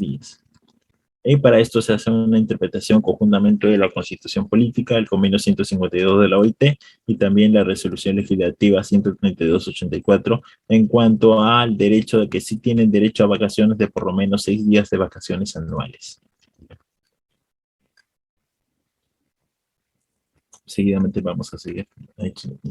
Vamos a ver ahora, habiendo visto el contrato parcial, los contratos temporales sujetos a modalidad, que todos en su conjunto tendrán las siguientes características.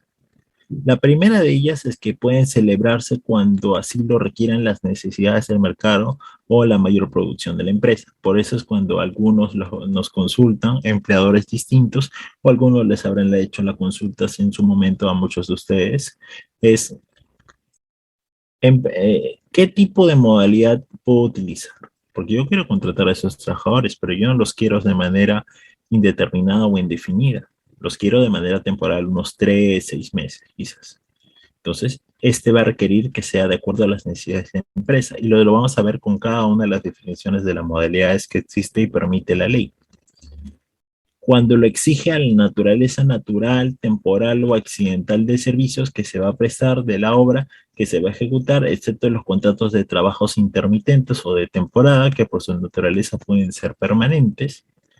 Las partes establecen previamente una fecha específica de término, lo que tampoco impide que las partes puedan resolverlo en cualquier momento por alguna de las causales existentes en la propia ley. Existen 3 grandes grupos de contratos temporales: los contratos que tienen naturaleza temporal, los contratos que tienen una naturaleza accidental y los contratos de obra o servicio. Entonces, conjuntamente vamos a ver que en la casación laboral 6649 del año 2016, Lambayeque establece a grandes rasgos lo que le vengo mencionando en cuanto a la propia dinámica de los contratos temporales. Ahora vamos a ver conjuntamente los contratos temporales. Los contratos de trabajo sujetos a modalidad, en primer lugar, en cuanto a los contratos temporales, vamos a ver que el principio, tal cual lo tipifica la ley, es el contrato de inicio o incremento de actividad. Este contrato se encuentra regulado dentro de un mismo artículo, lo que muchos podrían confundir como una sola modalidad, cuando en realidad estamos frente a dos. Estamos frente a un contrato que es por inicio de actividad y un segundo contrato, las cuales se da por un incremento de actividad. Entonces, este se celebra por el inicio, contrato de inicio o lanzamiento de nueva actividad, se da por el inicio de una nueva actividad, como su nombre lo dice.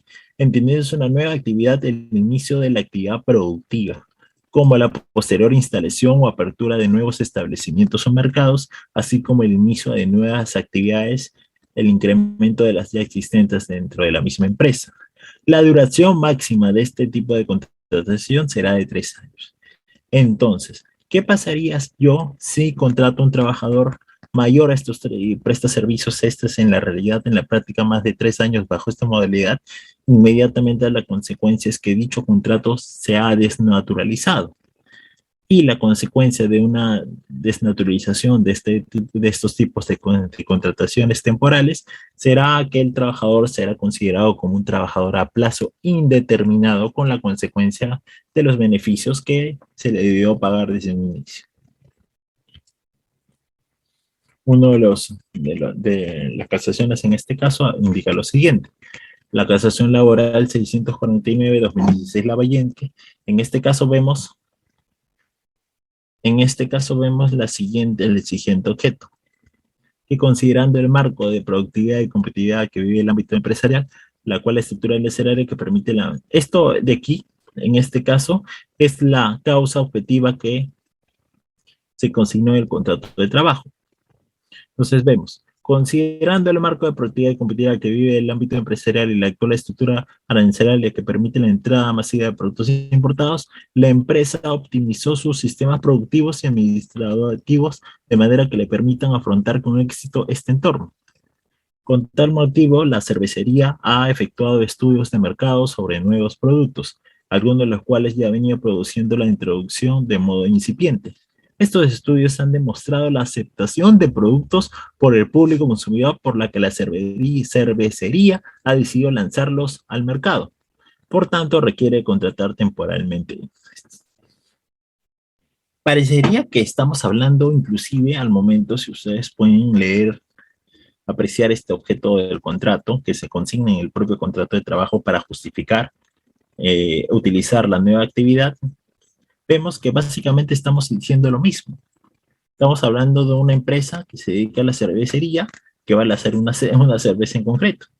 Entonces, en este caso, no se ha consignado los detalles específicos que verdaderamente requieran contratar a un personal y que inclusive no justifica la existencia de esta nueva actividad. Distinto fuera es el caso de que sea una empresa que recién esté prestando servicios. Pero parecería por el tono de este punto de esta casación que no es así. Por tanto, se declara fundada la demanda. El contrato por necesidad de mercado.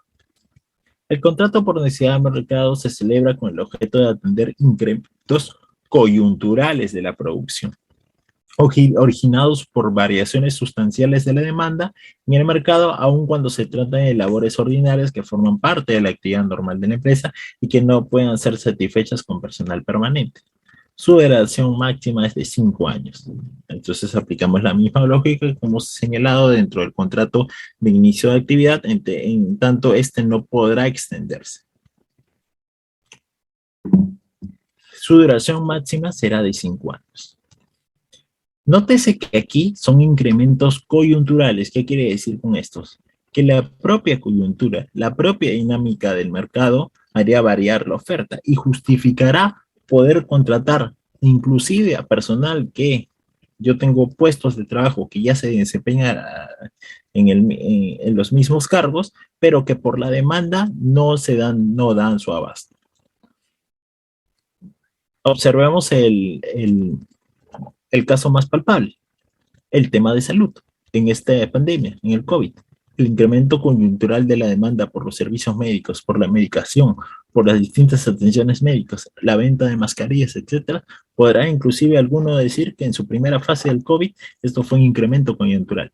Entonces, tratándose de actividades normales de la empresa, la demanda no pudo, la demanda en este caso requirió que las empresas, para efectos de que puedan ser competitivas y seguir compitiendo en el mercado, de requerir mayor personal. Entonces, bajo esta modalidad de necesidad del mercado era posible. Ahora, ¿por qué menciona coyuntural? Un punto aparte. La propia empresa no podrá, por una modificación interna dada dentro de una asamblea general, modificar parte de sus actividades o modificar la estructura propia de la empresa que justifique utilizar contratos de necesidad de mercado, porque se entiende que en esos casos es la propia empresa quien se ha puesto en esa posición y no ha sido el mercado el que lo ha llevado a esa situación. Vemos que en este caso, en la casación laboral 166-26, Lima Este, los siguientes. El demandante suscribió contratos sujetos a modalidad y fueron prorrogados en diferentes oportunidades. Los 3 periodos laborales fueron liquidados y se abonó al demandante los correspondientes beneficios laborales en cada periodo distinto.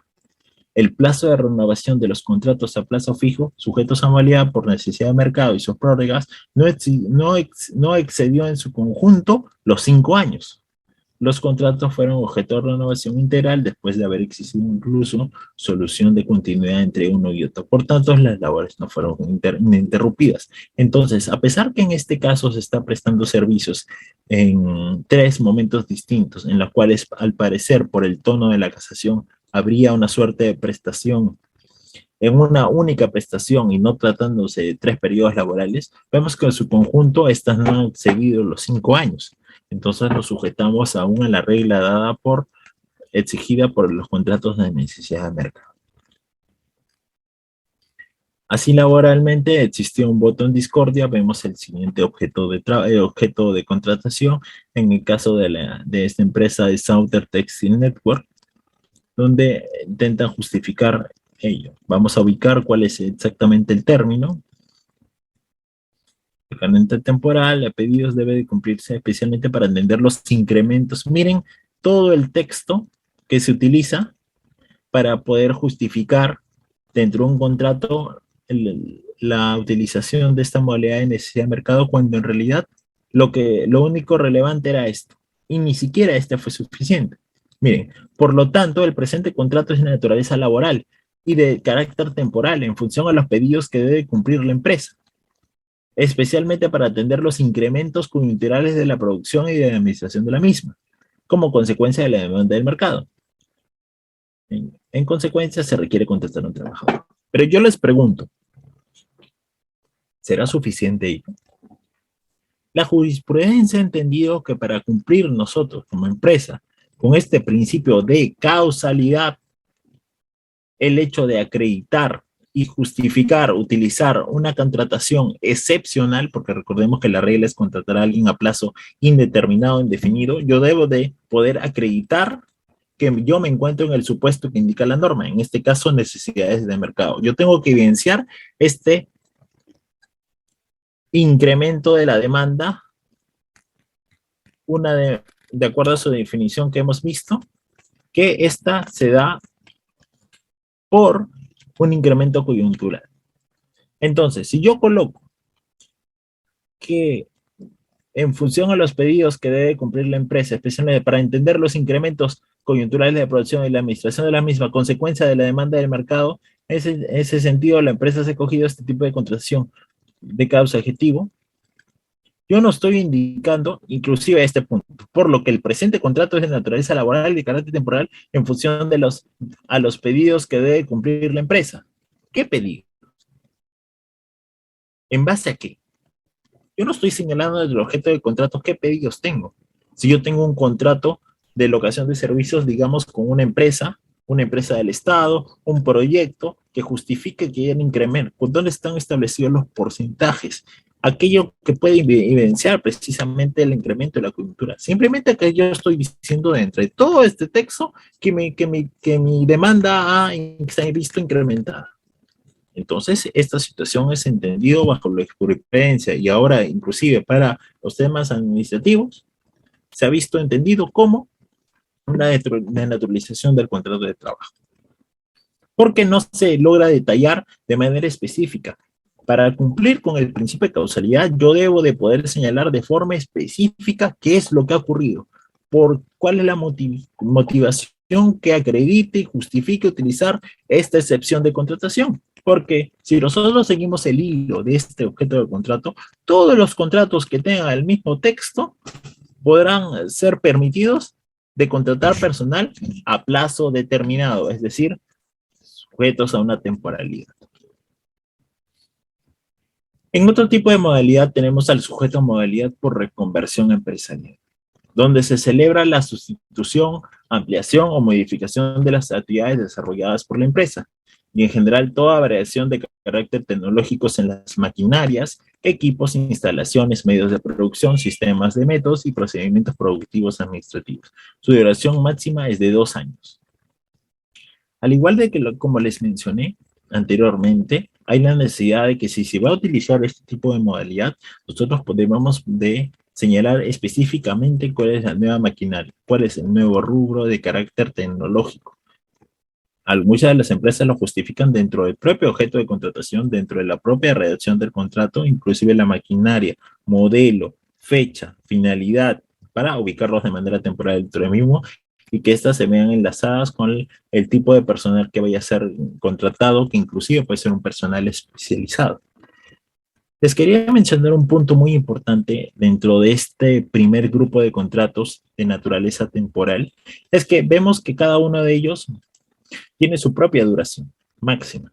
Contratos, reconversión empresarial, 2 años. Contrato de incremento de actividad, inicio de actividad, 3 años. Contrato de necesidad de mercado, 5 años. Sin embargo, la propia ley de productividad laboral indica de que es posible que el empleador pueda recurrir a uno o más contratos temporales. Es decir, un mismo trabajador podrá ser utilizado bajo la modalidad de inicio de actividad y necesidad de mercado. Sin embargo, la ley señala de manera muy puntual y precisa que sea cual sea el grupo de contratos temporales que pueda incurrir un trabajador, bajo ningún supuesto, en ninguno de ellos podrán exceder en su conjunto los 5 años. Entonces, si yo recurro a un contratador, a un contrato de trabajo en el cual utilicé inicio, actividad, reconversión, empresarial y necesidad de mercado, con los límites de cada uno de ellos o menores inclusive, en ningún supuesto estas pueden superar los 5 años en su conjunto. Si ocurriera lo contrario, entonces inmediatamente dichos contratos se consideran como desnaturalizados y por tanto son trabajadores a plazo indeterminado. ¿Cuáles son los contratos de naturaleza accidental? Por ejemplo, el contrato locacional, en la cual se celebra con el objeto de atender necesidades transitorias distintas a las actividades habituales del centro de trabajo. Su duración máxima es de 6 meses al año. Este tipo de contratación es la menos utilizada, porque como ustedes verán, es la más imprecisa, a pesar de que tiene su redacción es muy escueta y vemos las características del mismo, su imprecisión hace imposible que las empresas no se atrevan a utilizar ello. Porque muchos de ustedes me dirán, bueno, pero es la solución, ¿no? Yo podría contratar a alguien bajo 6 años, bajo cualquier causal, bajo esta modalidad de contrato ocasional. Los contratos de suplencia, que se dan en supuestos distintos. El contrato de suplencia en este caso se dará principalmente cuando se celebra que un empleador sustituya a un trabajador estable de la empresa cuyo vínculo laboral se encuentra suspendido por una causal justificada.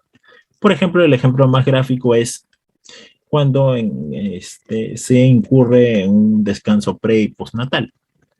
Y debido a la trascendencia del puesto de trabajo se requiere contratar a un trabajador de manera transitoria y temporal para que cubra las actividades que realizaba esta persona, que se encuentra con un descanso pre y postnatal. Inclusive en estos casos, en el supuesto de que acumulen vacaciones como tal, se sujetará a las siguientes características. El contrato de suplencia se encuentra comprendido y coberturado bajo el mismo puesto de trabajo estable, cuyo titular, por razones de orden administrativo, debe desarrollar temporalmente otras labores en el mismo trabajo, y su temporalidad, entonces la vigencia máxima del contrato, se sujetará a la condición de retorno del trabajador suplido. Es decir, Si el descanso pre y postnatal y vacaciones en el supuesto son de 5 meses, por decir un número, entonces a partir de 5 meses y uno, ingresará nuevamente, retornará nuevamente esta persona que solicitó dichas licencias y inmediatamente el trabajador contratado bajo este contrato de suplencia cesará en su puesto de trabajo. Los contratos de emergencia que cobraron mucho más relevancia a partir de este nuevo contexto de la COVID-19, en cuanto a que se celebraba para cubrir necesidades promovidas por caso fortuito o fuerza mayor. Su duración coincide con la emergencia que justifica la celebración de esta modalidad de contrato de trabajo. En un inicio, como les vengo a decir, era el COVID. Entramos a una discrepancia para decir si este sigue siendo un caso fortuito de fuerza mayor, aún habiendo traspasado ya varios años y sabiendo ya la mecánica y también el avance de la tecnología en cuanto al COVID-19, vacunas, etcétera, desastres naturales, entre otros. Los contratos de obra o de servicio, que también se encuentran dentro del mismo artículo, pero se tratan de contratos distintos. El contrato de servicio específico se da con el objeto de ejecutar una obra para prestar un servicio específico. Su duración máxima es de 5 años. Por ejemplo, una pintura, una obra como tal, ¿no? Una acción literaria. El contrato intermitente, por el contrario, se celebra con el objeto para cubrir labores permanentes pero discontinuas en el centro de trabajo. Por ejemplo, muchos han señalado que este podría ser inclusive el ámbito de los bomberos, donde es una labor permanente pero discontinua, el contrato de los pescadores, etcétera. Se manejan por temporadas, así como principalmente entramos a una discrepancia que se ha dado a nivel jurisprudencial, tratándose, si nos damos en cuenta, un tema del contrato de temporada, por la cual se celebra para atender necesidades propias del giro de la empresa que se cumplen solo en determinadas épocas del año. Tenemos una intervención de José, me parece.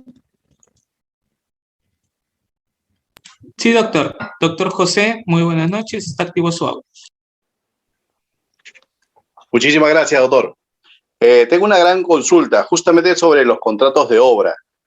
Mire, yo trabajo en una empresa del Estado y desarrollamos proyectos, ¿sí? Y se han contratado a una gran cantidad de ingenieros para cumplir determinadas actividades específicas, como establece el contrato de obra. Pero una vez que en el contrato se redactó qué obras iban a supervisar, iban a desarrollar el expediente de contratación o la factibilidad del proyecto. Pero una vez incorporados, se les dio un memorando cambiándole las obras y los proyectos que iban a desarrollar. ¿Esto genera una desnaturalización del contrato? Es decir, al momento de suscribir el contrato por obra, era para una determinada obra y en función hasta su contratación se iba a sujetar al término de esta obra o proyecto. Cuando ingresaron, usted me comenta que se le envió un memorándum y se le cambió de obra o proyecto, ¿no? Conforme. Se ejecutaba una nueva temporalidad. Mire. El mismo tiempo de contrato, pero otras obras. Otras obras. Ok. Así es. Gracias. Sí, gracias. Mire, precisándonos al primer término que manejamos dentro de este ámbito general, antes de entrar propiamente a los contratos, hablamos del use variant, ¿no? Esta facultad del empleador para modificar de forma unilateral elementos no esenciales del contrato. Ahora, cabe hacerse la pregunta, el interrogante: ¿será un elemento esencial el objeto del contrato? Es decir, el motivo por el cual yo contrato a un trabajador, porque parece ser, como usted bien me mencionó, la modalidad de contratación es la misma, contrato de obra. Sino aquí lo que ha variado son los términos de la obra y el proyecto, siendo estos reales. Entonces, a mi parecer, no me parecería un objeto de desnaturalización el poder haber señalado una obra distinta.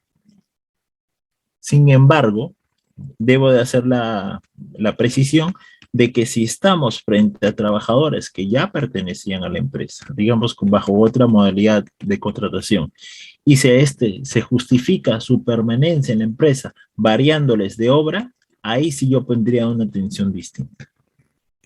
Y en su supuesto, de no ser ese supuesto, ya concretándome en la pregunta, si solamente se ha cambiado el nombre del proyecto por otra obra, me parece que me parece que el objeto del contrato aún está manteniendo su función y su finalidad dentro de esta modalidad de contrato de obra, ¿no? Porque se está sujetando a una misma temporalidad, se está sujetando a una obra real que requiere la contratación de personal distinto, no con el que se mantiene, para poder dar demanda a esta obra o proyecto. Entonces, en este punto concreto, no me parece, pero ojo, que sí será necesario que no solamente a través de un memo se informe el trabajador de esto, será necesario y se requerirá suscribir una adenda que modifique ese objeto del contrato primigenio a efectos de que se tenga la evidencia en caso exista una fiscalización, en caso exista otros tipos judiciales distintos. José, ¿quieres aportar algo adicional? No, doctor, por el tema del tiempo. Ok. Sí, continuamos, doctor. Y un ejemplo a partir de mismo la acusación laboral 15695 del año 2016 Lima, donde nos indican que bajo la cita de Luis Álvaro González Ramírez se dice que este tipo de contratación es un tipo de contrato que no procede para cualquier tipo de tarea de carácter específico y duración determinada, sino solamente respecto de aquellas que integrándose dentro de sus tareas ordinarias o habituales a las que se dedica la empresa son de carácter temporal per se, por su propia naturaleza y no debido a la concurrencia de factores exógenos. Asimismo, vemos la definición del contrato por servicio específico, señalando en esta cláusula lo siguiente: el trabajador cumple con el perfil requerido para el desarrollo de esta actividad. En ese sentido, el trabajador se encargará de realizar las siguientes funciones: atender las alarmas de los sistemas de seguridad instalados en las instalaciones de Telefónica. Se declara fundada la demanda. ¿Por qué? Porque ustedes podrán ver que dentro del diseño, dentro de la redacción, al interior del contrato, básicamente se está señalando de una función al interior de la empresa que es una actividad común. Es una actividad permanente. Entonces, ¿cómo es posible que nosotros podamos cuadrar una actividad común y permanente bajo esta modalidad de servicio específico? Los contratos sujetos a la modalidad, ¿puedo contratar a un trabajador indeterminado con un contrato modal? Evidentemente no. Primero porque el trabajador indeterminado, como les vengo a mencionar, sigue siendo la regla. Entonces tú no requieres motivar ni justificar por qué realizas esa contratación. El contrato modal sí, que se sujeta a una temporalidad en base a las distintas modalidades que hemos podido observar. Por tanto, los trabajadores permanentes que cesen no podrán ser, inclusive existe una restricción dentro de la Ley de Productividad y Competitividad Laboral que señala lo siguiente: los trabajadores permanentes que cesen, ya sea por mutuo disenso, renuncia, el haber incurrido con una falta disciplinaria que justifique un despido justificado, no podrán ser recontratados bajo ninguna modalidad temporal a menos que haya transcurrido un año del cese.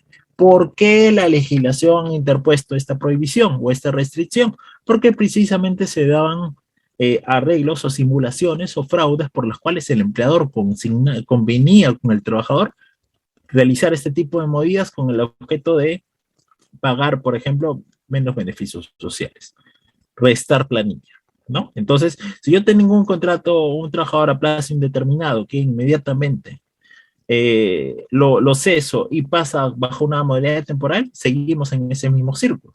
Entonces, la legislación en base a experiencias comparadas realizaba estos puntos. Casi culminando esta exposición, indicamos lo que habíamos indicado acerca del principio de causalidad. Absolutamente todos los contratos que he mencionado, los grupos de contratos temporales, los accidentales, ¿no? Se debe cumplir en la redacción de los contratos, y esta sí requiere una formalidad escrita, ya no es obligatorio, ya no se requiere su obligación dentro del portal del Ministerio del Trabajo. Sí hay una carga que el empleador debe de consignar y debe guardar los registros de la documentación de los trabajadores, En cuanto a los contratos, se debe cumplir con el principio de causalidad, el objeto del contrato. Y esta situación se encuentra prevista por la legislación, que justifica esta contratación sujeta a modalidad excepcional. Se debe consignar el contrato y verificarse la práctica a efectos de cumplir con el principio de causalidad. Entonces, no solamente tenemos la obligación de consignar el motivo específico, detallado, sino que también este pueda ser verificado en la realidad. Recuerden este principio de primacía de la realidad. Va a imperar los hechos por sobre lo escrito. Entonces, inclusive en una inspección laboral, en un procedimiento administrativo sancionador y por supuesto a nivel judicial. Entonces, esto es a grandes rasgos lo que hemos podido desarrollar nosotros acerca del contrato de trabajo. Tengan ustedes en cuenta que el tema de contratación laboral de por sí es un curso que en muchas universidades los dan de manera específica, incluso en estudios de posgrado. Entonces, he intentado acumular dentro de los tiempos dados por este presente curso los mayores alcances del mismo. Y agradezco la invitación de Udiápolis y de River Jacinto también por la invitación. No sé si alguno tendrá algunas preguntas que me dice River si estamos dentro del tiempo. Sí, doctor, tenemos una pregunta más que pueda realizar un participante. Excelente. Tenemos al participante Janet. Adelante. Buenas noches, doctor. Una consulta, la siguiente. Quisiera saber si aquel trabajador justamente habló de la desnaturalización de contrato, siguió su proceso judicial en el cual en primera y segunda instancia tiene a favor, ¿no?, del demandante en este caso. Entonces, obviamente que la entidad, que sería la patronal, presentó su recurso de casación, ¿no? Entonces, lo siguiente, este trabajador falleció su madre, ¿no? En el cual esto se encuentra enmarcado entre el decreto legislativo 728. Quisiera saber si le corresponde los beneficios de luto y sepelio. Gracias. Entiendo, la trabajadora es la madre. No. El trabajador es el titular, sino que falleció su mamá. Entonces, la entidad... ¿Se le corresponde el luto o sepelio durante el proceso de casación? Bueno, el trabajador, como le dije, en primera y segunda instancia, sí, tiene... tiene fundada el órgano la jurisdiccional, claro, el órgano jurisdiccional le ha favorecido. Pero el proceso se encuentra en recurso de casación. En el Tribunal Constitucional, ajá, así es. En el tribunal. En el Tribunal Constitucional se encuentra. Entonces, quisiera saber... ¿La vía constitucional? No, es un proceso laboral. No, lo que pasa es lo siguiente, yo le explico. Incluso me voy a salir un poco del tema. Lo que pasa es que bajo los términos de la nueva Ley Procesal del Trabajo y la Ley Procesal del Trabajo, se encuentra este proceso en vía ordinaria o en vía abreviada. Entonces, tú podrás asistir el derecho a la doble instancia, primera y segunda instancia, inmediatamente de encontrar una infracción normativa de la sentencia de segunda instancia, tu proceso lo ves en Corte Suprema vía interposición de un recurso de casación.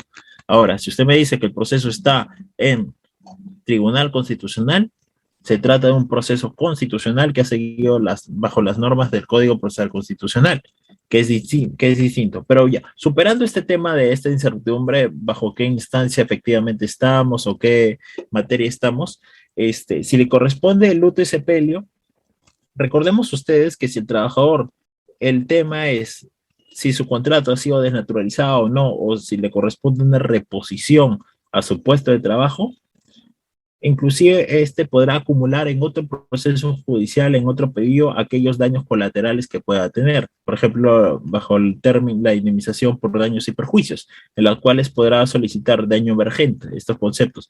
¿Qué quiere decir con esto? Son los gastos incurridos con ocasión del daño. ¿Cuál fue el daño? El poder acreditar que el daño ha sido el despido injustificado.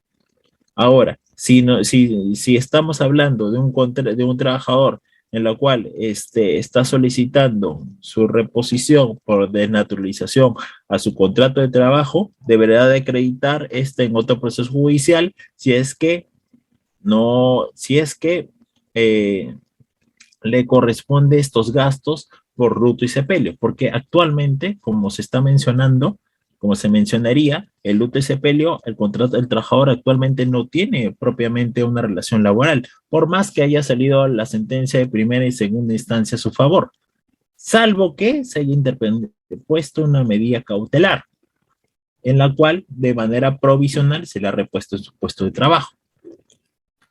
Entonces, no sé si con estas precisiones ante esta pregunta general, porque habría que hacer algunas otras precisiones a efectos de dar una respuesta mucho más detallada a este caso.